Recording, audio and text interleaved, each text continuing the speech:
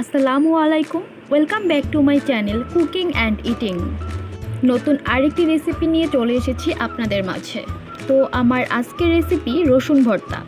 তো চলুন দেরি না করে দেখে নেওয়া যাক আমার রসুন ভর্তা তৈরিতে কি কি উপকরণ দরকার হয়েছে। আমি এখানে 10 থেকে 12টি শুকনো মরিচ নিয়ে নিয়েছি এবং ছোট রসুন নিয়ে নিয়েছি 7 থেকে 8টি।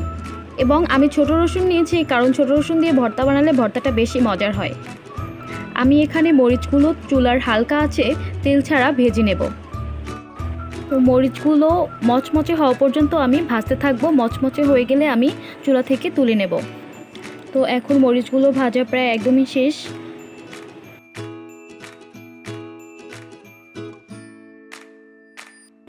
একটা প্যানে তেল দিয়ে আমি চুলায় বসিয়ে দিয়েছি এবং অল্প আঁচে তেলটা গরম করে নেব।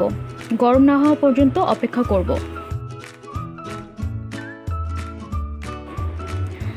তেল গরম হয়ে গেছে, এখন আমি এর মধ্যে রসুনগুলো দিয়ে দিব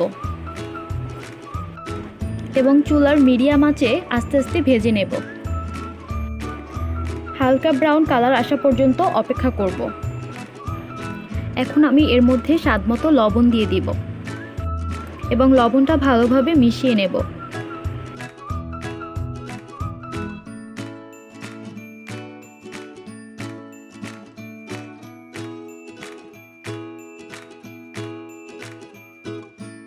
রসুনে হালকা ব্রাউন কালার চলে এসেছে, এবার আমি চুলা থেকে নামিয়ে নেব। প্যানে যে অবশিষ্ট হালকা পরিমাণে তেল রয়ে গিয়েছিল সেই তেলের মধ্যে আমি ভাজা শুকনো মরিচগুলো দিয়ে দিব এবং হালকা পরিমাণে ভাজা শুকনো মরিচ ও রসুন একটি বাটিতে তুলে নিয়েছি। এবার আমি শিলপাটায় উপকরণগুলো বেটে নেব। প্রথমে আমি মরিচগুলো নিয়ে বেটে নেব।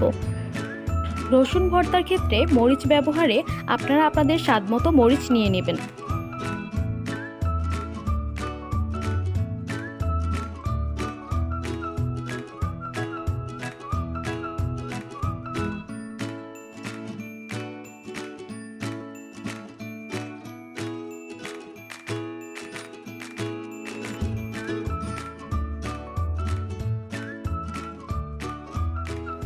তো মরিচ বাটা প্রায় শেষ।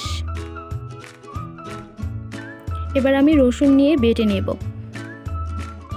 রসুনটাকে আমি খুব বেশি পরিমাণে বাটবো না, সেক্ষেত্রে ভর্তার টেস্টটা আরও বেশি ভালো আসবে। তো রসুন বাটা শেষ, এবার আমি সবগুলো একসাথে আবার একবার বেটে নেব।